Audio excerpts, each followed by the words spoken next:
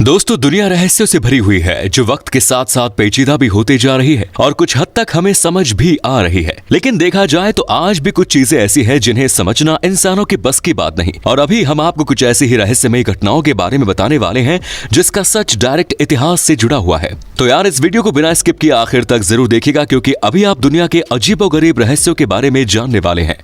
आज भी कुछ साइंटिस्ट और एक्सपर्ट्स मौजूद हैं जिन्होंने हिस्ट्री पर अपनी रिसर्च कायम रखी है। वो इसलिए क्योंकि देखा जाए तो हमारी दुनिया काफी बड़ी है, जिसमें रोजाना कुछ न कुछ ऐसे अवशेष या फिर कहो रहस्यमय चीजें पाई जा रही है जिसका राज हिस्ट्री से जुड़ा हुआ है। यही नहीं, हाल ही में यह भी पता चला है कि प्राचीन दौर में डायनासोर और इंसानों के अलावा कुछ ऐसे जीव भी मौजूद थे जिसके बारे में खुलासा नहीं हुआ है। इतना ही नहीं, एक्सपर्ट्स को कुछ ऐसी जगह भी मिली है जिस पर अभी तक किसी का ध्यान नहीं गया। दूसरे विश्व युद्ध के दौरान नाजिस ने कुछ खुफिया जगहों पर इस तरह के स्ट्रक्चर बनाए जिन्हें समझना किसी के बस में नहीं था, क्योंकि ये स्ट्रक्चर्स काफी यूनिक और अजीब थे।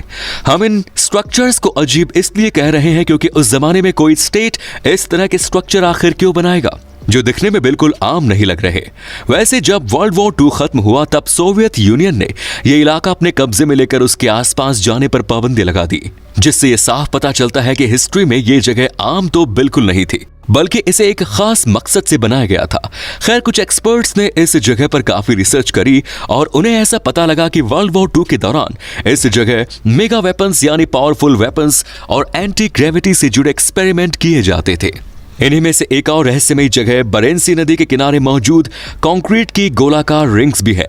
कुछ रिंग्स यहाँ जमीन पर ही है और कुछ रिंग्स पर अब लेक बन चुके हैं। कहते हैं नाजी इस जगह के अंदर अपने टॉप सीक्रेट प्रोजेक्ट को अंजाम दे रहे थे, जिसे डाइग्लोके कहा जाता था। इस प्रोजेक्ट के नाम के अलावा किसी को ये नहीं पता कि डाइगोके आखिर किस कारण बनाया गया था और ये क्या करने की क्षमता रखता था। खैर, इस पर भी कुछ एक्सपर्ट्स ने अपनी राय देते हुए कहा कि इस गोलाकार जगह पर एक बड़ा सा पावरफुल वेपन माउंट किया जाता था जिससे वर्ल्ड वॉर 2 में तबाही मचाई जा सके।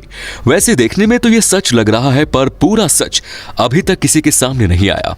सीरिया एक ऐसा देश है जो अपने कमाल के आर्किटेक्चर और काफी पुराने टेंपल्स के लिए जाना जाता है, जिस वजह से इन मंदिरों को देखने के लिए लोग दुनिया भर के कोने कोने से वहां आते हैं।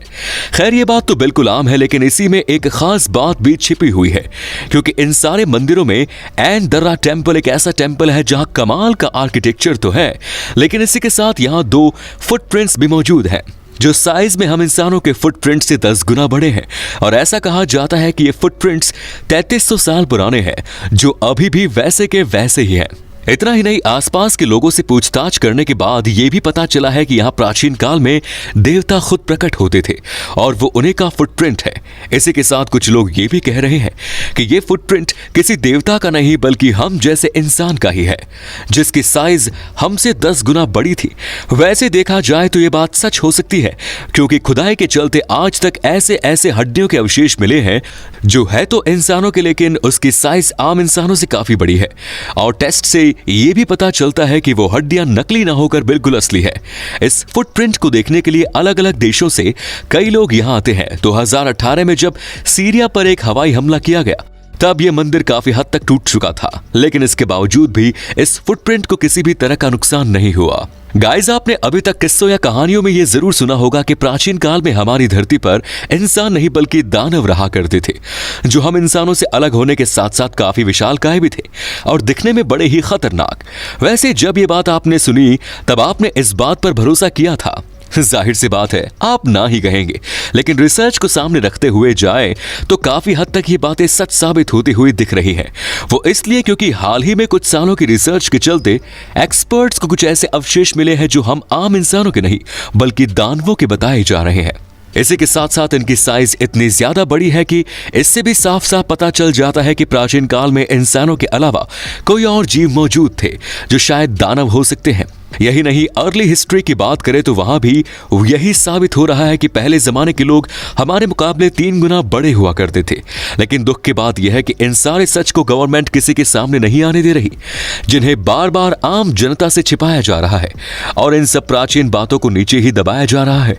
गाइस, वैसे आप बताओ, क्या पुराने जमाने में दानव असल में थे भी या ये सिर्फ एक कहानी है? अब दोस्तों, एलियंस का नाम आते ही कई लोग अपनी अलग अलग राय देना शुरू कर देते हैं, जिनमें से कुछ लोग कहते हैं कि एलियन अभी भी मौजूद है और कुछ कहते हैं कि सिर्फ मिथ है।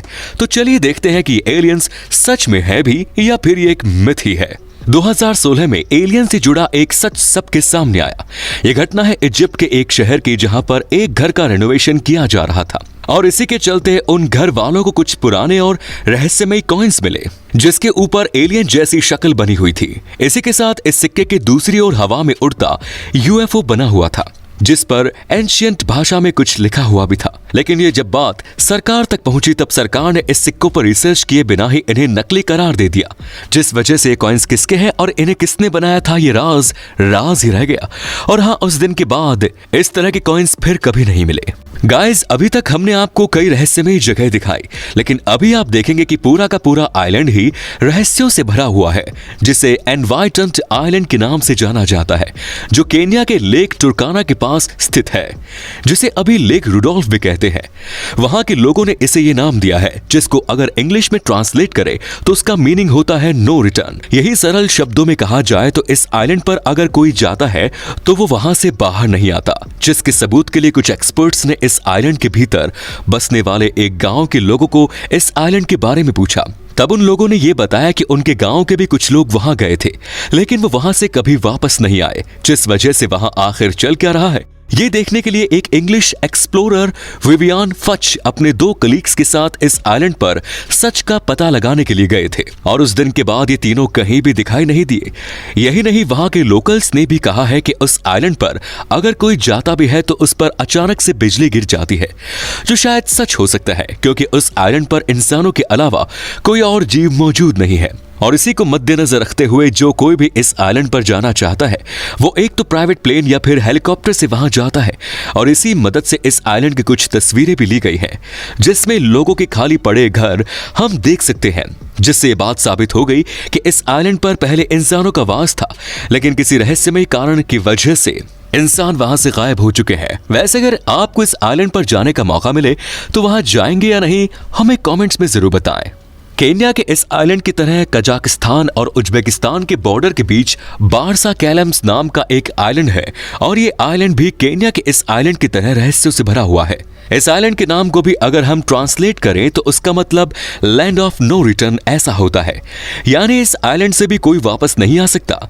जब कजाकिस्तान के लोगों से इस आइलैंड के बारे में पूछा गया, तब वहां के लोगों ने ऐसी ऐसी बातें बताई जिस पर विश्वास कर पाना नामुमकिन है, लेकिन वो बातें सच है। कजाकिस्तान के लोगों के द्वारा ये पता चला है कि ये आइलैंड पहले बाकी आइलैंड की तरह नॉर्मल हुआ करता था, लेकिन अचानक से पता नहीं क्या हुआ और इस आइलैंड के लोग गायब होने लगे। यहाँ तक कि पूरी की पूरी फैमिली भी एक रात के अंदर कहाँ गायब हो गई ये किसी को पता नहीं चला।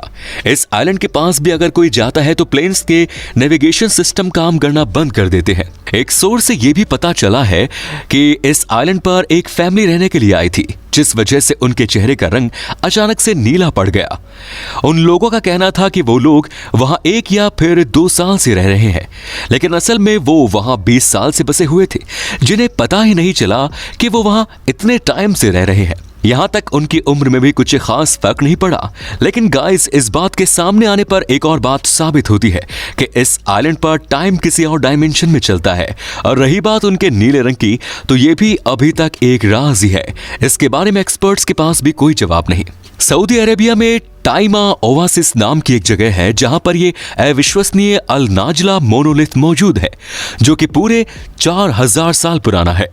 इस मोनोलिथ के ऊपर अलग अलग हाथी और घोड़ों के आर्ट बनाए गए हैं। इसकी कई सारी बातें अजीब हैं, लेकिन सभी लोगों का ध्यान सबसे पहले इस चीज पर जाता है कि इन 2 बड़े से पत्थरों के बीच एकदम सटीक यानी परफेक्ट गैप कैसे है।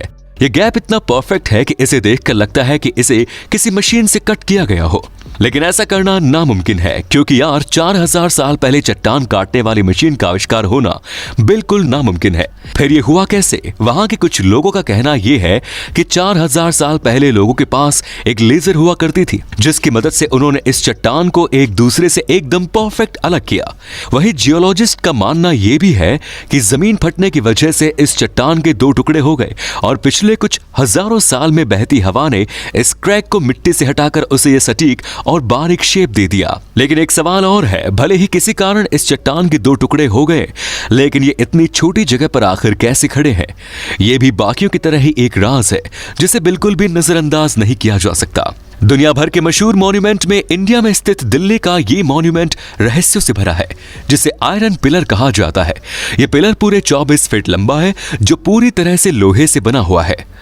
ये पिलर 100 या फिर 200 साल नहीं बल्कि पूरे 1600 साल पुराना है, जिसके बावजूद ये अभी भी वैसा का वैसा ही है। आमतौर पर लोहे की चीजें जंग लगने पर खराब हो जाती है, लेकिन इस पिलर के साथ ऐसा नहीं हुआ। ये अभी भी प्योर लोहा है, जिस वजह से एक्सपर्ट्स ने इस पिलर की जांच की और पता लगाया कि इतने साल होने के बावजूद भी ये पिलर वैसा का वैसा आखिर कैसे है। तब ये सामने आया कि इस पिलर को बनाने के लिए भारी मात्रा में फास्फोरस का इस्तेमाल किया गया है। अब इस पिलर के चारों ओर फेंस लगाकर उसे लोगों से दूर रखा गया है ताकि लोग इसे नुकसान न पहुंचाएं, लेकिन फिर भी कुछ लोगों ने इसे हाथ लगाकर निचली ओर से खराब कर दिया। खैर, आज की इस वीडियो में इतना ही। आपको इनमें से कौन सी घटना रहस्यमय लगी, कमेंट्स में जरूर बताएं। और वीडियो अगर पसंद आया हो तो लाइक कीजिए, शेयर कीजिए और साथ ही चैनल को सब्सक्राइब करना ना भूलें। धन्यवाद।